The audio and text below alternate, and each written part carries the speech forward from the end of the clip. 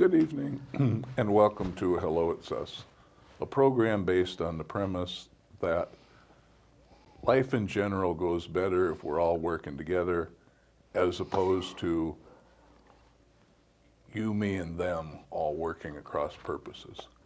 Hello It's Us is brought to you through a collaboration between Center for Disabilities and Development, the Extended Dream Foundation, and all the folks here at Public Access Television Channel 18. I'm Terry Cunningham, and this is my co-host Keith Ruff. Today we're going to talk a little about some of the issues to come before the state legislature this year that we think are important, and some issues of, I guess we'll call it, winter etiquette related to folks with disabilities. In the meantime, we hope you're warm and comfortable. Absolutely. Issues before the legislature. Last year, a group of us worked on what we termed fuel pump accessibility. Yes. At convenience stores and that. And it actually was a little confusing because it wasn't so much the fuel pump that we wanted accessible, because fuel pumps do meet the accessibility guidelines of the ADA, the Americans with Disabilities Act. What we really wanted was something that would allow an individual with a disability to pull up to a pump and notify the folks inside that they needed assistance with their refueling. And one of the items or products we found that works the easiest is a large blue button that's placed near the one accessible pump that's required, that somebody can pull up, roll the window down, and reach out and hit the button with a fist or closed hand, and that will sound some kind of a signal in the store, so that when there are two or more people working, somebody will come out and help somebody pump gas. So this year, there'll be a refueling assistance bill, which will clarify things more, that will be introduced. Hasn't been introduced yet, but it's going to soon. We're trying to, the legislator who's going to do it is looking for some more support to do it. And this is one of the last items from the original ADA that needs to come into compliance. And it just hasn't up until now.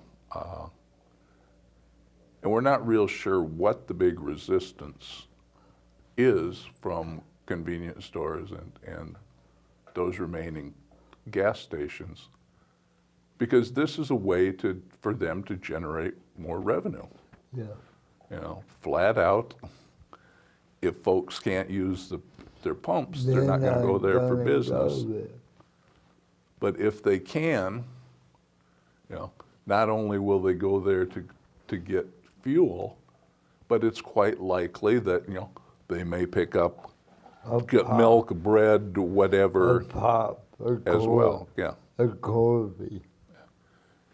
And this isn't a really complicated or expensive piece of equipment. It's pretty much wireless. It's self-contained. You put it up at one pump. It comes with a sign so that you can post the times when there are two or more employees working. There's by doing that, there's also a national website that lists stations that have accessible pumps where somebody can go. So that if somebody was traveling and we're getting close to Iowa City, Coralville, they could punch Iowa City, Coralville, go to the website, punch Iowa City, Coralville up, and immediately locate stations that could help them. And like Jerry and I always say, this is one more step toward independence. There's a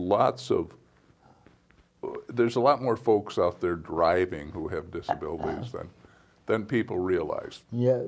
But, you know, I haven't driven for a little while, but I used to drive, and there's no way that I could have parked my van, gotten out,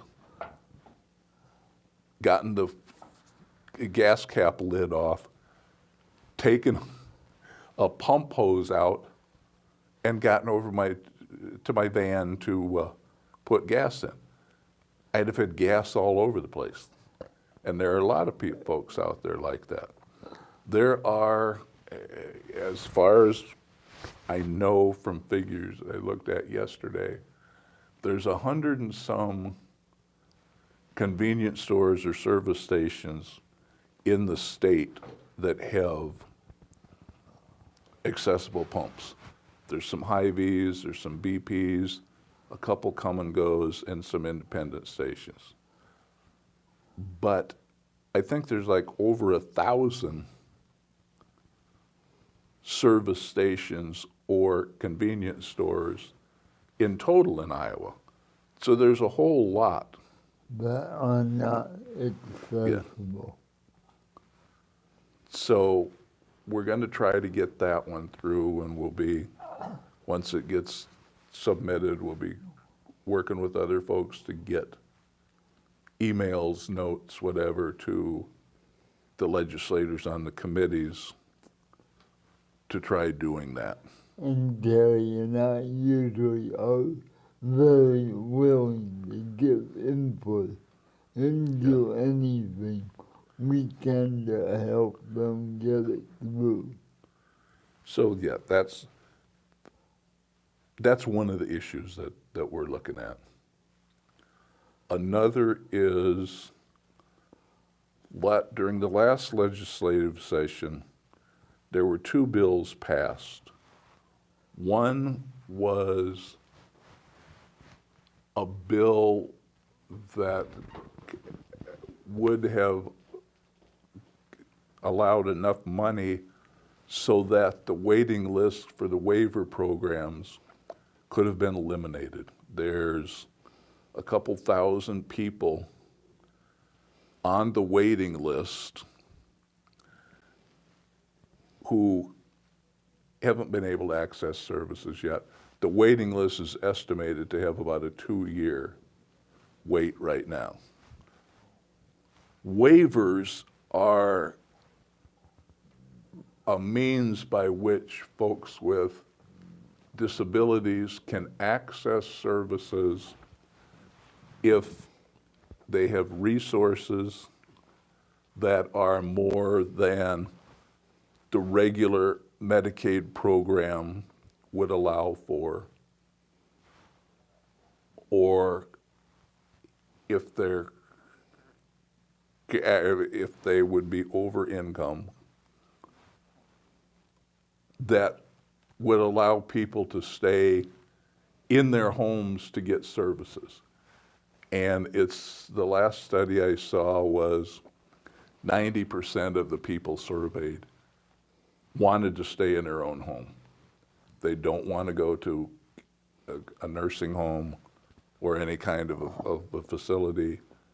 They want to stay in their own home. They thrive in their own home. The health is overall better. They remain engaged with friends and that. And they live a lot alone. Yeah. And it costs about 1/3 the amount of a to nursing. assist somebody in the home and community-based setting than it does in a nursing home. You know, it just makes dollars and cents And reasoning. And mind you, what Terry said before, if someone is a little more self-sufficient with money, they're not using it recklessly. They're using it to stay as independent as possible. Yeah. You know, and some of the services provided for that are, you know, some house cleaning, possibly help with some, you know, getting meals and that, maybe help with bathing and personal care things. It could be an hour or two in the morning, could be an hour or two at night, Yeah. could be both, but for those, you know, possibly 4 hours a day of service, somebody can remain in their own home. I mean, that's essentially how I'm able to live alone. And And Keith too. And it would cost you, the taxpayer, a lot less Yeah. to keep us in our own environment. Yeah. And we have to be careful when we say less. It would cost less per person. The dollar amount in total to provide those services probably wouldn't change that much, but many, many more people would be able to be served with the same amount of money. It's a matter of switching from this medical model of people have to be moved into one location and taken care of, as opposed to the home and community-based model where the services individuals need are provided for them in their home and they're able to stay there. And that money was passed by both the House and the Senate last year, but was vetoed by the governor. And as a result, those lists have only grown. And we've talked to different legislators, and that they will try to do it again this year. I was in the process of doing a redesign for the way services are provided for folks with mental health and other disabilities, and is moving from a county-based service system to a state regional-based system. And it's enough of a change that financially, there are a lot of counties who are struggling with this. You know, the way the system is funded is fairly bizarre. And it's been funded the same way for a very long time now. Back in 96, there was Senate File 96, I believe it was. Or 95. Yeah, the year was one, the number was another, which basically froze the amount that counties could levy for its mental health disability services fund. And the state had agreed that they would pick up the difference. Well, unfortunately, that didn't happen. So now, 18 years later, the counties are still operating at the same amount of money. Yeah. What other thing has remained constant for 18 years? The need for services certainly hasn't remained constant. The need for services continues to grow, and there have been some very difficult decisions made on who can and can't get services, how much service they can get. and how it's going to be provided. And there was money allocated and approved by the legislature to help the counties get through that. Well, the governor also vetoed that, believing that the counties didn't need that money. The governor's also talked about cutting additional funding this year. And that's just not the way to do it. It's going to end up costing much, much more in the long run if folks can't get on a waiver to get assistance, if families can't continue to take care of folks at home, and folks end up in institutions. And unfortunately, once folks end up in institutions, it's very hard to get out. You've lost your apartment, you've lost your belongings, you've lost any resources you might have. And on top of that, they might have even lost their motivation to be independent. Yeah. Well, yeah, because when someone goes to a facility, maintaining their independence, maintaining how they do something isn't a concern. No. All of a sudden, you will get up at this time, you will eat at this time, you'll eat this, you don't have a choice. You'll go to bed at this. Yeah, you may or may not have outings, you may or may not, your independence in what you want to do is no longer a concern. Which clearly can and does kill all motivation. Mm-hmm. So that's another thing that we certainly feel is very important.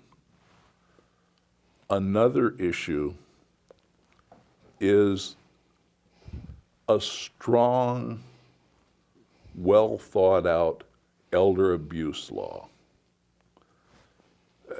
The legislature's been working on it for several years now, and I, for one, just don't understand what the problem is with getting a decent law passed. Elder abuse is not a partisan issue. No. Democrat, Republican, Independent, Green Party, whatever you are, should want to see elder citizens protected. And it's not happening. The definition of who protected elder folks are in that, and it just is too wonky. There was an article in the paper yesterday about a military veteran who had been living at home alone, and somebody reported that they didn't think he was taking care of himself right, and there was an investigation done, and he ended up being placed in a nursing home and ended up developing sepsis, which is a blood infection. He had some heart issues, and he had some diabetic issues. He wasn't signed up for Medicaid, and there was some issue that he didn't want to be. He wanted to go to the veterans home. And it didn't explain in the article why nobody had helped get him set up for that. But he was discharged to an apartment that was unfurnished, didn't have a working phone, didn't have anything. And it was other residents and the manager at the apartment that helped him out for a day and ultimately contacted authorities because of where he was at or the situation that got him to a hospital, that got him to another hospital, that ultimately got him back to the nursing home where he started. Now, according to this article, there were several regulations broken that shouldn't have been. There's no way he should have been dumped off the way he was. And it also said that this was abuse under the law, but it was very seldom enforced.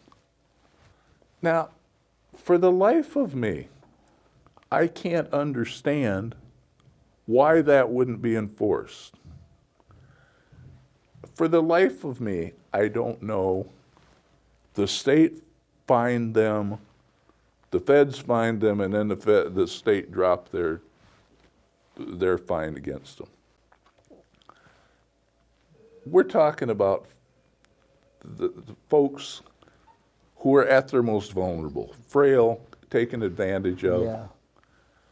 Why anybody would argue that having a strong elder abuse law doesn't make sense, I don't know. My point of view is you get the law and you use it.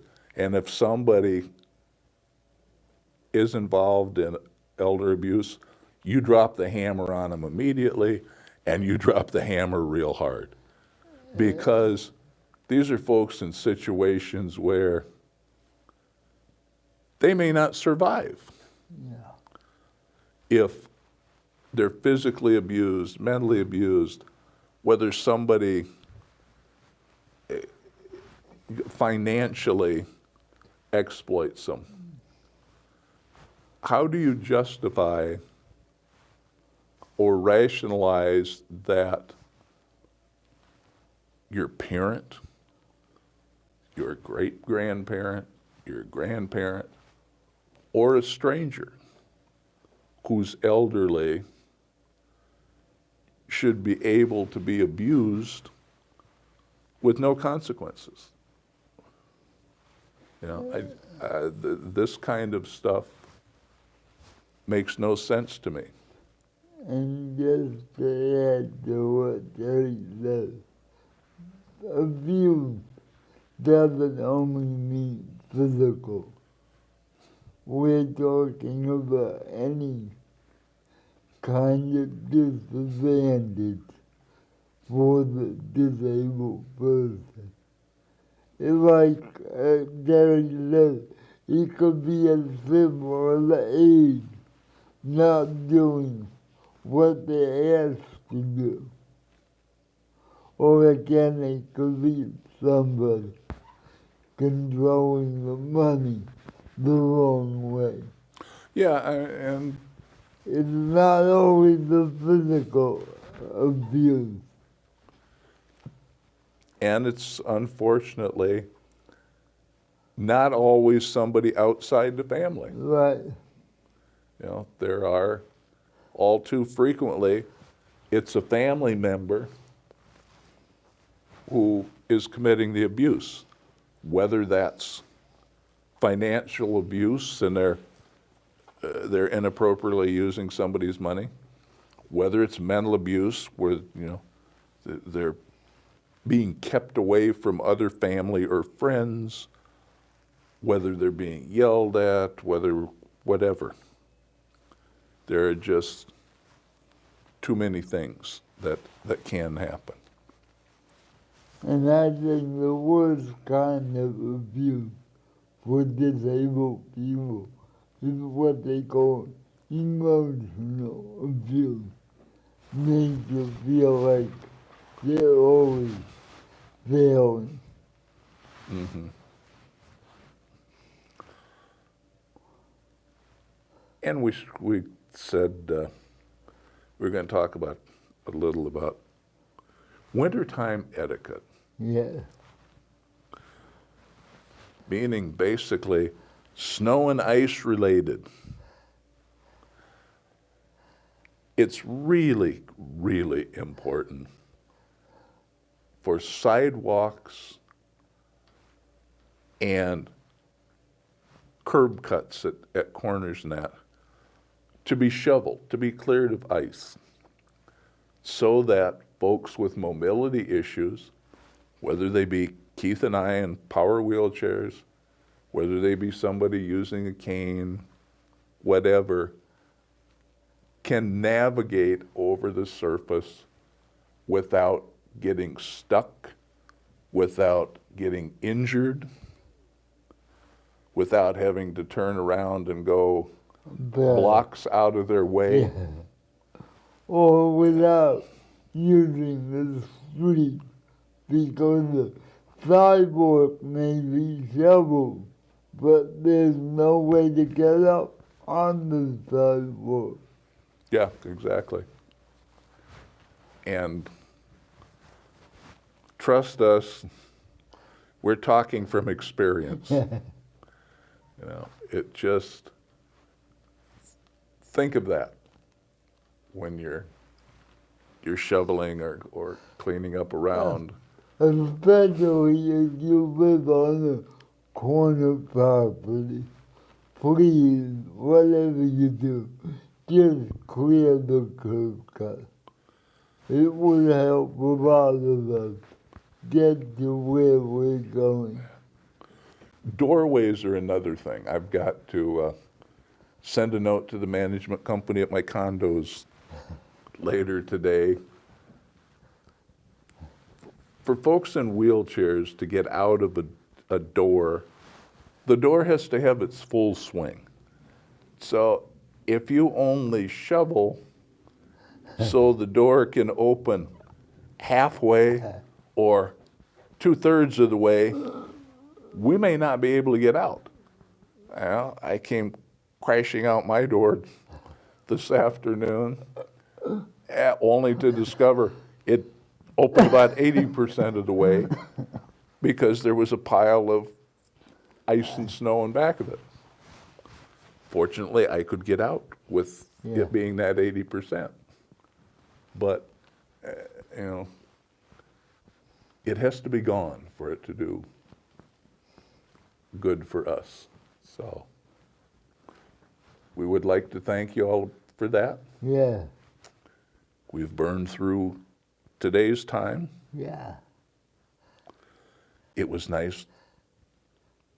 Not that it's a real heat wave and I'm suggesting shorts and flip-flops to anybody, but it was nice to get out and break a little of the cabin fever today.